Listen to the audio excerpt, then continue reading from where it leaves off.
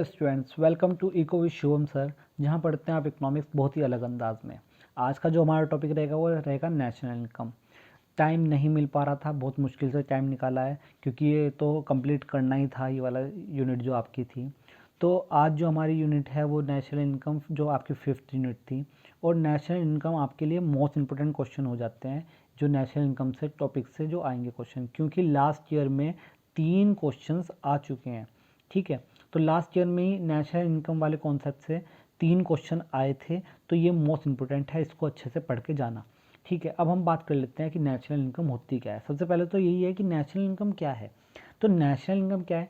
National income means the value of goods and service produce by a country during a financial year. क्या बात कर रहे हैं कि किसी भी कंट्री का एक फाइनेंशियल ईयर में, किसी भी कंट्री का उसके फाइनेंशियल ईयर में प्रोड्यूस किए गए गुड्स एंड सर्विस की वैल्यू से क्या होता है, नेशनल इनकम का मतलब निकलता है। क्या बात कही है मैंने कि किसी भी कंट्री के फाइनेंशियल ईयर, किसी भी कंट्री के फाइनेंशियल ईयर में प्रोड्यूस किए गए गुड्स एंड सर्विस की वैल्यू। अब ये वैल्यू कौन सी है? ये मोनेटरी वैल्यू। मोनेटरी वैल्यू मतलब मनी। जैसे कि हम इसे जैसे अलग तरीके से कह सकते हैं, अदर वर्ड्स में, it is the net result of all economic activities of any country during a period of 1 year and it's value it's and is valued in term of money. मतलब ये जो वैल्यू की बात कर रहे हैं, ये जो वैल्यू की बात कर रहे हैं, किस में? मनी की वैल्यू की।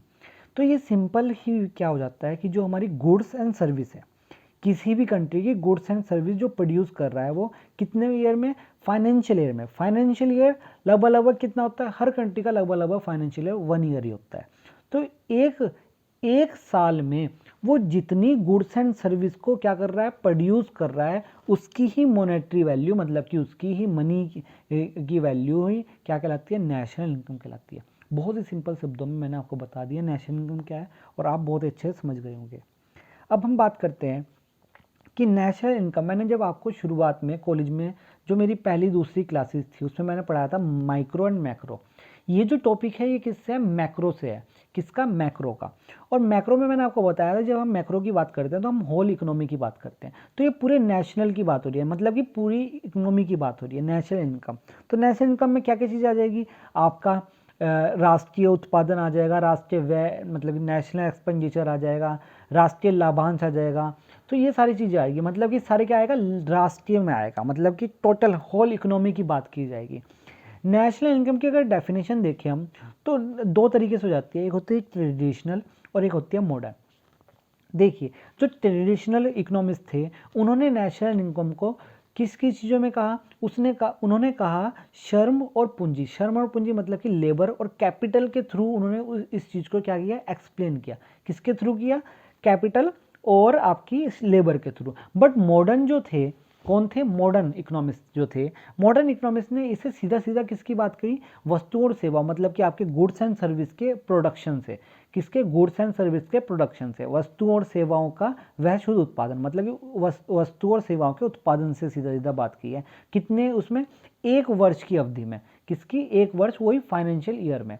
तो ये बहुत ही सिंपल है। नोट्स मैंने आपको भेज दिए हैं इंग्लिश के, हिंदी के मैं इसके वीडियो के बाद ही भेज दूंगा, हिंदी के नोट्स।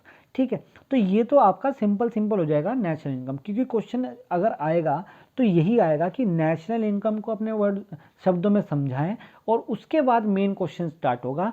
या तो कॉन्सेप्ट पूछेगा, क्योंकि लास्ट ईयर क्या पूछा था? मेथड्स पूछा था मेजरिंग के, तो मुझे लगता है इस बार कॉन्सेप्ट पूछेगा। तो ये तो नॉर्मल है, तो आप बता ही दोगे कि नेशनल इनकम क्या है, डेफिनेशन लिख दी उसकी। उसके बाद मेन चीज़ आती है कि कॉन्सेप्ट्स या फिर मेथडिंग। तो आज हम क्या देखेंगे? आज हम कॉन्सेप्ट देखेंगे कि जो हमारे कॉन्सेप्ट होते हैं नेशनल इनकम के। नेशनल इनकम में कुछ कॉन्सेप्ट यूज होते हैं, उसको क्या करने के लिए? उसको मेजर करने के लिए कुछ कॉन्सेप्ट यूज होते हैं। अब कॉन्सेप्ट क्या क्या है देखिए, मैं पहले ही बताता हूँ कि कॉन्सेप्ट में बच्चों को समझने में बहुत मुश्किल आती है नेशनल इनकम की। वो क्यों आती है? क्योंकि आप पहले जीडीपी पढ़ते हो, फिर उसका जीडीपी का फिर जीएनपी पढ़ते हो, फिर एनडीपी पढ़ते हो, फिर एनएनपी पढ़ते हो, फिर उसके बाद क्या करते हो कि मार्केट प्राइस देखते हो, फिर फैक्टर कॉस्ट देखते हो। तो इसे बहुत ही सिंपल तरीके से मैं आपको समझाऊंगा कि किस तरीके से आप इसे आसानी समझ जाओगे। सबसे पहले आप यही समझ जाइए कि हम जितने भी टर्म्स देखेंगे जैसे कि जीडीपी, जीएनपी, एनडीपी और एनएनपी, ये हम दो तरीके से देखेंगे। एक क्या है, एक तो आपका मार्केट प्राइस का है और एक आपका है फैक्टर कॉस्ट। अब ये मार्केट प्राइस क्या होता है पहले ही समझ लेते हैं मार्केट प्राइस क्या होता है, क्योंकि अगर मैंने एक बार जीडीपी शुरू कर दी फिर मार्केट प्राइस तो आप हो जाओगे कंफ्यूज कि सर आप जीडीपी पढ़ा रहे हो, अब आपने कहते हैं मार्केट प्राइस फिर फैक्टर कॉस्ट, ये क्या है। ऐसा नहीं करेंगे, हम पहले समझेंगे कि मार्केट प्राइस क्या होता है। मार्केट प्राइस का मतलब है पूरी मार्केट की मॉनेटरी वैल्यू। किसकी? पूरी मार्केट की मॉनेटरी वैल्यू मार्केट प्राइस है। और क्या है फैक्टर कॉस्ट? फैक्टर कॉस्ट का मतलब है किसी एक वस्तु के प्रोडक्शन में क्या है ये फैक्टर कॉस्ट। पता है कौन सी कॉस्ट है ये आपके प्रोडक्शन के फैक्टर। मैंने आपको, अगर आपको प्रोडक्शन के फैक्टर का नहीं पता है, 5 होते हैं, ठीक है, अगर आपको नहीं पता तो प्रोडक्शन फंक्शन की वीडियो में जाके पहले आप प्रोडक्शन के फैक्टर्स को समझिए। तो ये फैक्टर ऑफ प्रोडक्शन है। तो एमपी क्या है? मार्केट प्राइस, मतलब पूरी मार्केट का मॉनेटरी जो वैल्यू है, मॉनेटरी वैल्यू। पर लेकिन फैक्टर कॉस्ट क्या है? जो हमारे प्रोडक्शन में फैक्टर यूज हुए हैं उस पर क्या कॉस्ट यूज की गई है, क्या कॉस्ट उसकी लगी है, किसकी? फैक्टर की। तो ये फैक्टर कॉस्ट होगा। अब देखते हैं, देखो अगर आप ये दो समझ गए ना, क्या क्या समझ गए? अगर आप जीडीपी और जीएनपी समझ गए अच्छे से तो आप एनडीपी और एनएनपी बहुत ही आराम से समझ जाओगे। पहले हम इन दोनों को बहुत अच्छे समझ लेते हैं। बात आती है जीडीपी की। जीडीपी की जो फुल फॉर्म होती है वो ग्रॉस डोमेस्टिक प्रोडक्ट होती है। अब हम ग्रॉस डोमेस्टिक प्रोडक्ट मतलब क्या है कि आपकी जो कंट्री का जो फाइनल गुड्स एंड सर्विस होती है, जो हम प्रोड्यूस कर रहे हैं, फाइनल गुड्स एंड सर्विस जो प्रोड्यूस की जाती है किसी भी कंट्री का किसी भी फाइनेंशियल ईयर में, वो क्या कहलाता है? जीडीपी कहलाता है। अब जीडीपी मार्केट प्राइस पर देख लेते हैं। मार्केट प्राइस का मतलब भी बिल्कुल सेम टू सेम है कि किसी भी कंट्री का उसके फाइनेंशियल ईयर में, उसके डोमेस्टिक मतलब कि उसके कंट्री के अंदर ही क्या होगा, all final goods and service produce की जा रही है, उसकी वैल्यू, उसकी कौन सी वैल्यू? मनी वैल्यू ही क्या कहलाती है? जीडीपी कहलाती है। अगर इसको इंग्लिश में कहेंगे तो क्या कहेंगे? Money value of all goods and service. All goods and service कौन से है? फाइनल वाले गए, तो इस तरह भी कह सकते हैं money value of all final goods and service produce in A domestic territory of a country during a accounting year या फाइनेंशियल ईयर। फाइनेंशियल ईयर में जो हमारा क्या हो रहा है, फाइनेंशियल ईयर में, किसी भी फाइनेंशियल ईयर में जो भी गुड्स एंड सर्विस के जो फाइनल गुड्स एंड सर्विस है उसकी मनी वैल्यू को ही हम क्या कह रहे हैं? GDP at market price. इसका अगर फॉर्मूले की बात करें तो फॉर्मूले क्या हो जाएगा? GDP is equal to C plus I plus G plus X minus M. अब सी क्या है? सी हमारा प्राइवेट कंजम्पशन है, आई हमारा क्या है? प्राइवेट या गवर्नमेंट क्या है? इन्वेस्टमेंट है, जी हमारा गवर्नमेंट स्पेंडिंग है, और आपका एक्स क्या है? एक्सपोर्ट्स, और एम इंपोर्ट्स। देखो अभी तो आप इतना ही समझते जाओ कि ये क्या है, इसका फॉर्मूला क्या है। क्योंकि देखो अगर सिंपल बात है, अगर मेरे पास टाइम होता और आपके लोगों के पास, क्योंकि आपके भी पेपर पास ही हैं, अगर आपके पास भी टाइम होता तो इसको हम कॉलेज में बहुत अच्छे से समझते, क्योंकि इस पर एक पर मेरे ख्याल से एक पर पूरे आधा 40 मिनट की क्लास ली जा सकती है, क्योंकि बहुत सारी टर्म्स इसमें समझाने की है। तो अभी तो आप इतना ही समझो कि जीडीपी होता क्या है, इसका मतलब क्या है, और इसका फॉर्मूला क्या है, और उस फॉर्मूले में क्या क्या चीज़ें यूज़ हुई है, इतना कि आपको एग्ज़ाम में अच्छे नंबर मिल जाए अगर एग्ज़ाम में आ जाए। ठीक है, अगर इसको अच्छे समझना होगा ना, हम इसे बाद में समझ लेंगे अच्छे से, पर लेकिन अभी आप इतना समझ लिए जितना मैं अभी आपको समझा रहा हूँ। ठीक है, तो इसका फॉर्मूला ये यूज़ हो जाएगा जिसमें आपकी ये सारी वैल्यूज़ आ गई, ये सारी वैल्यूज़ आ गई, और इसका मतलब आप समझ चुके हो कि जीडीपी का मतलब होता क्या है। अब हम जीडीपी फैक्टर कॉस्ट पर देखेंगे। फैक्टर कॉस्ट का मतलब क्या है? फैक्टर कॉस्ट का मतलब है कि किसी भी वस्तु, किसी भी कंपनी द्वारा किसी प्रोडक्ट को बनाने में जो खर्च आया है, क्या है? किसी भी कंपनी द्वारा किसी प्रोडक्ट को बनाने में जो खर्च आया है किसको, प्रोडक्ट को बनाने में जो खर्चा है वही क्या है, उसकी ही जो मनी वैल्यू है वही क्या है, जीडीपी एट फैक्टर कॉस्ट है। Money value of output produced by A firm with in the domestic boundaries of a country in a year. तो फॉर्मूला क्या हो जाएगा इसका कि जीडीपी ऑफ मार्केट प्राइस में से मैं माइनस कर दूंगा नेट इनडायरेक्ट टैक्सेस। अब नेट इनडायरेक्ट टैक्सेस कौन से होते हैं, नेट इनडायरेक्ट टैक्सेस क्या होते हैं कि इनडायरेक्ट टैक्सेस में से आप सब्सिडीज कम माइनस कर देंगे। इनडायरेक्ट टैक्सेस क्या है, अगर मैं एक एग्जांपल लेके बात करूं तो आपको पता है कि हमें हर चीज़ पर इनडायरेक्ट टैक्सेस देने पड़ते हैं। जैसे कि आप चिप्स का पैकेट ले लीजिए, आपने कभी ध्यान दिया हो तो उसके नीचे उसके जो एमआरपी होते हैं उसके नीचे लिखा होता है ऑल टैक्सेस इंक्लूडेड, मतलब कि उसमें ऑल टैक्सेस आ गए आपके जितने भी सारी चीज़ थे। मतलब जो फैक्टर को जिसने वो प्रोड्यूस कराया उसके जो फैक्टर्स थे उसे उसने भी पैसा दिया होगा, वो पैसा भी वो जो कंपनी दे रही है ना फैक्टर को पैसा, वो पैसा भी हमसे लिया जा रहा है, किस तरह, इनडायरेक्ट रूप से। तो वो इनडायरेक्ट टैक्सेस होते हैं। और सब्सिडी आपको पता ही है, गवर्नमेंट सब्सिडीज देती है हर चीज़ पर, अलग अलग चीज़ों पर अलग अलग होती है, तो उन सब्सिडी को हम माइनस कर देंगे। ये क्या होता है, हमारा नेट इनडायरेक्ट टैक्सेस होते हैं। एक और चीज़ बता दूं, जो हमारा डोमेस्टिक है जीडीपी, जो हमारा ग्रॉस डोमेस्टिक प्रोडक्ट है, इसका मतलब है कि हमारी डोमेस्टिक में, मतलब कि हमारी कंट्री में जितना भी प्रोडक्शन हो रहा है, कितना क्या हो रहा है, जितना भी प्रोडक्शन हो रहा है, चाहे वो अपने ही लोग कर रहे हो चाहे वो बाहर के लोग कर रहे हो, वो सब कुछ इंक्लूडेड हो रहा है इसमें। ठीक है, इसमें सब कुछ इंक्लूडेड होता है। अब हम बात करते हैं जीएनपी की। देखिए ये मैंने अभी जो बात बताई वो इसलिए बताई कि जीएनपी होता है gross national product at market price पे देख लेते हैं। तो जीएनपी का मतलब है आपके नेशनल में, मतलब कि आपके घर में जितना प्रोडक्ट है। अब देखिए जीडीपी में सब कुछ इंक्लूडेड था, तो हम जीडीपी में से हम अपना अपना निकाल लेंगे। क्योंकि देखिए हमारे यहाँ पर अगर कोई बाहर की कंपनी है तो अगर उसे पैसा मिलेगा, उस कंपनी को क्या पैसा वो कमा रही है, तो वो कहाँ ले जाएगी, वो अपने पास अपने कंट्री में ले जाएगी ना, हमें तो नहीं देगी ना पैसा, क्योंकि वो अपने लिए कमा रही है। पर लेकिन तो वो क्या हो जाएगा, वो तो माइनस हो जाएगा।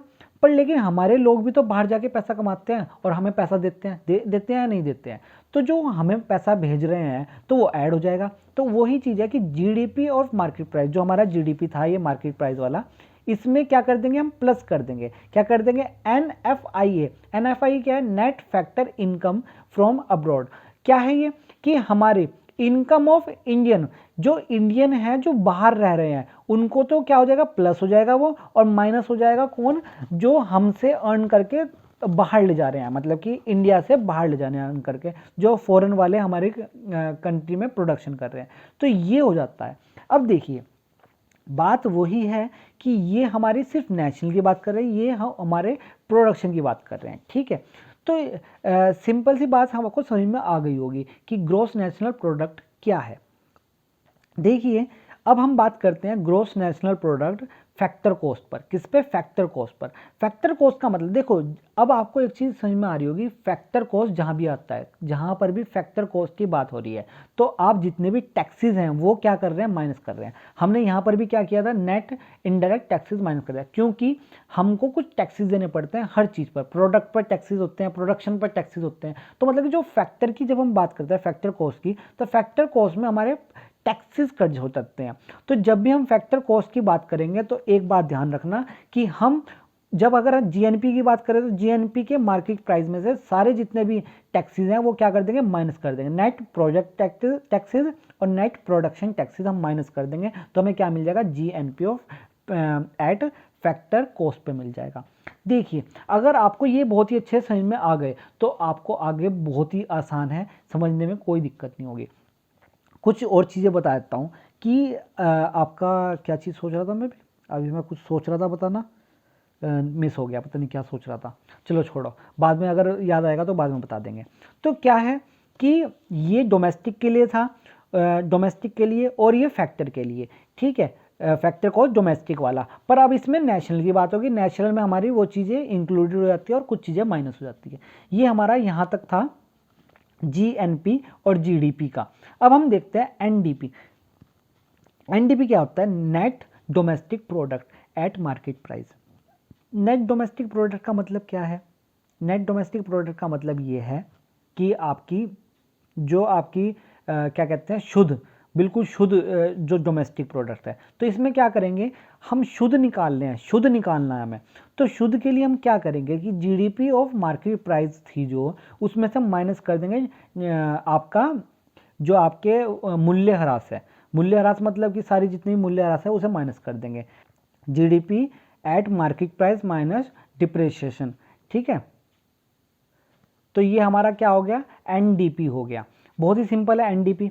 अब हम बात करते हैं एनडीपी एट फैक्टर कॉस्ट पे। किस पे बात करते हैं, फैक्टर कॉस्ट पे। जब हम फैक्टर कॉस्ट पे बात करेंगे तो मैंने आपको बताया है कि उसमें से इसमें से हम क्या माइनस कर देंगे, इसमें से हम सारे टैक्सेस माइनस कर देंगे, नेट प्रोडक्ट टैक्सेस और नेट प्रोडक्शन टैक्सेस हमने माइनस कर दिए। तो हमें क्या मिल जाएगा, एनडीपी मिल जाएगा फैक्टर कॉस्ट पर।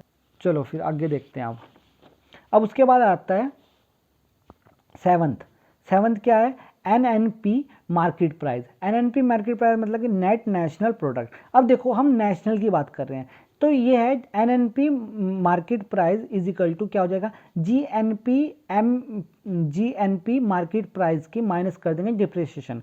तो मतलब कि हमारे वो जो क्या था हिंदी में, क्या कह रहे थे इसे, हिंदी में क्या कहते थे डिप्रिसिएशन को, अभी बताया था मैंने, क्या कह रहे थे आपका, मूल्यह्रास। हाँ, हिंदी में क्या कहते हैं, मूल्यह्रास।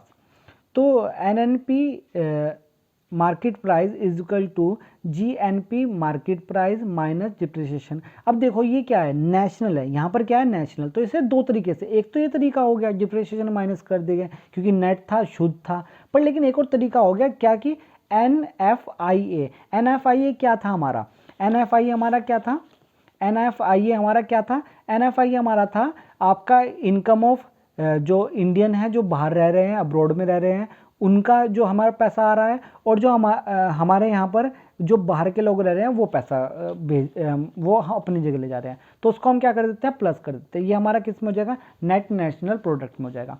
उसके बाद आता है नेट नेशनल प्रोडक्ट किस पे, फैक्टर कॉस्ट पे। फैक्टर कॉस्ट पे सिंपल है कि नेट नेशनल प्रोडक्ट में वही कि हमारे जितने भी टैक्सेस हैं उसे हम माइनस कर देंगे उठा के। और अब ये क्या है, कितना नेशनल वाला था, नेशनल वाले में हमारा ये एनएफआईए को हम प्लस कर देते हैं, ये आपको सिंपली पता है। तो ये आपका पूरा क्या हो गया, कॉन्सेप्ट खत्म हो गया। किसके कॉन्सेप्ट खत्म हो गया, हाँ एक और चीज़ बता दूं, एनएनपी जो होता है हमारा फैक्टर कॉस्ट पे, इसे हम क्या कहते हैं, नेशनल इनकम कहते हैं, और इसको हम कहते हैं एनडीपी, और फैक्टर कॉस्ट पे इसे कहते हैं हम डोमेस्टिक इनकम, ठीक है, इसको कहते हैं डोमेस्टिक इनकम। ये आपकी कुछ चीज़ें थी, ये आपका पूरा क्या खत्म हुआ है, आपके कॉन्सेप्ट खत्म हुआ है। कौन से कॉन्सेप्ट खत्म हुआ है, आपके कॉन्सेप्ट ऑफ नेशनल इनकम। मुझे लग रहा है इस बार ये पूछा जा सकता है, तो इसको अच्छे से पढ़ लेना है। मैं आपको नोट्स भेज ही चुका हूँ, इंग्लिश वाले और हिंदी वाले भेज दूंगा, इसको अच्छे से कर लेना, हो सकता है ये आ जाए इस बार, ठीक है। तो आज के लिए इतना ही रहेगा, अब मिलते हैं हम नेक्स्ट वीडियो में, और नेक्स्ट वीडियो में हम इससे ही आगे का देखेंगे। आपको इन्फ्लेशन पढ़ा दूंगा पहले मैं, ठीक है, क्योंकि मुझे लग रहा है कि जो मेथड्स हैं वो तो मुझे लग रहा है इस बार नहीं पूछे जाएंगे, पर लेकिन मैं मेथड्स पढ़ा दूंगा। पर उससे पहले मैं सोच रहा हूँ कि आपको इन्फ्लेशन बता दूँ कि इन्फ्लेशन पहले आया है, उसमें आ सकता है, वो दोबारा आ सकता है, ठीक है। अब मिलते हैं हम नेक्स्ट वीडियो में, चलिए।